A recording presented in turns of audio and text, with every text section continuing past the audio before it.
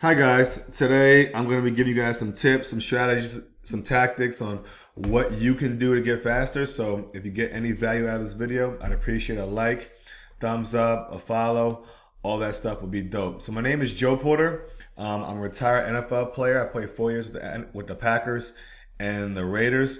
I'm a current high school teacher, current performance trainer, former track All-American. I ran 100, 200, and sometimes the 400. I know it was the worst. I work with a few first round draft picks, a bunch of national, state, and county champions, and I realized how much I really, really love speed training. So I started my own business. I teach speed, which is an online training platform. So check it out if you guys have any comments or questions, or you want to check out some cool resources. I got a lot of good stuff up there. So the first thing you can do to improve your top speed is to run at full speed, right? So I know a lot of my clients, their parents ask me about like, Billy's playing basketball this winter, or, Emily's playing soccer, this fall, right? So how does that work? Can we still, get faster? Absolutely, right? As long as when you're at practice, right, you're not just going through the motions, you're running full speed, you're going as hard as you can. Your body doesn't know that you're not, that you're at lacrosse practice and, not on the track sprinting. All it knows is I'm moving really, really fast right now. So that's the kind of signal that you want to send to your central nervous system. You want to do it multiple times per week. If you run really, really fast on, say, Monday, all right, Tuesday, you can still work out and still train, but just have an understanding that you probably won't be able to hit that top speed like you did on Monday, on Tuesday, and like because your body needs 48 hours, to recover. So definitely keep that in mind. Flexibility is another thing. If you're only covering, say, this much ground per stride, you start stretching, yoga, I don't know, chiropractic, whatever you do to loosen up, and you start, covering this much ground per stride or more. Right now, you times that, even like the 40-yard dash. I think it was like 26 or 27 steps in a 40-yard dash. If you're covering more ground per stride, right, obviously it just results in faster time. So take your flexibility seriously. It's a really big thing. Your running form is something we see a lot of times with like younger athletes. Their arms are going all here. Their feet are striking in front of them. So just even like just like small corrections in running form can yield a lot of results. Relax. Make sure you're relaxing. You don't want to tense up, not just in sports and life, really. If you're in school, if you're just whatever you are, like relaxation is people. It's very, very underrated. Right? Relaxation is very key. A lot of people don't understand that, right? If you're tensing up and you're trying to force things, right? It won't happen. It won't happen. You need to really relax. Don't clench your jaw. Don't tighten your hands, right? Because all those things reverberate throughout the rest of your body. So really, really relax when you want to go top speed. And the last thing, again, these are small tips, is core strength, right? You're not gonna watch the Olympic championship 100-meter final and see guys and girls with like these big flabby stomachs. Not going to happen, right? They have a strong tight core, right? Because it's a lot of pressures and a lot of force that are involved in the torque motion and the horsepower motion, right? So like you have to be stable in the core. So that's something that you definitely make sure that you take care of, what you focus on, right? So as far as top speed, some of the things that I found successful, and you will as well, are bungees, right? Overspeed training.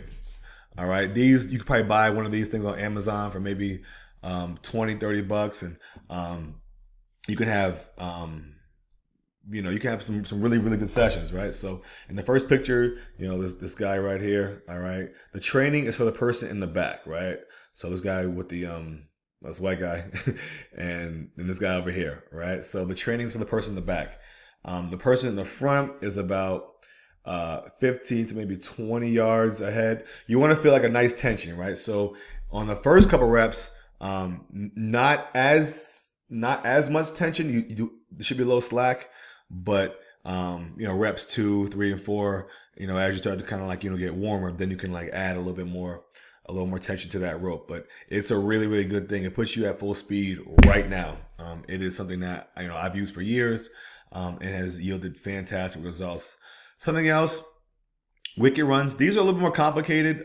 There's a lot of literature on how to set these up, where to set them up. But essentially, it teaches your body to to strike down as fast as possible. There's a lot of vertical force involved in max speed running, so you want to hit the ground as fast as possible, and these help you do that. I think I have a video of myself doing it. Let's see if we got something. Oh, here we go.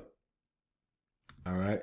I just kind of let it loop, but you see, like there's a build up portion, and then there's a portion that is actual drill, right? It's like stepping down, my arm is swinging as fast as I can. I'm relaxed, and my core is tight. It takes practice to really get it right, but eventually, your body gets to a place where it just memorizes kind of that motion.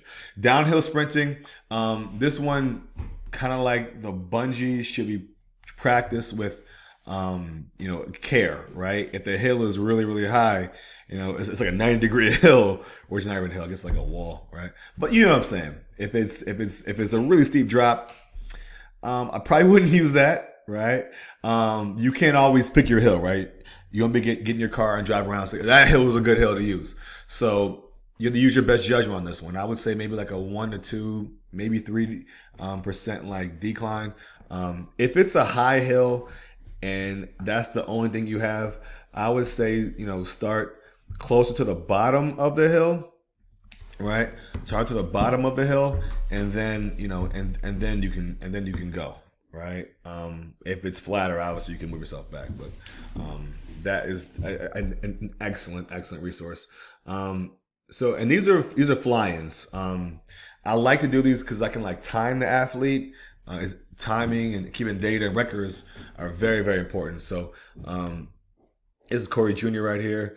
He's building up, and then when he gets to a certain zone, right, he's unloading. This whole part is the build up, about 30-yard build up, and then when he enters that what we call the fly zone, then it's full speed, right? But the athlete has to build up. They can't just cut it on when they get to the fly zone. They kind of already be at 100%, right? So it's something that a lot of people use and use it for years. Ins and outs are similar.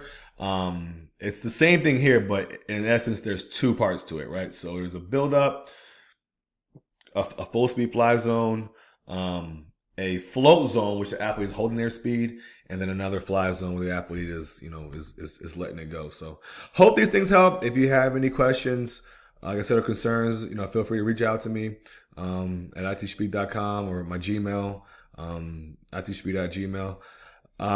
Thanks for watching.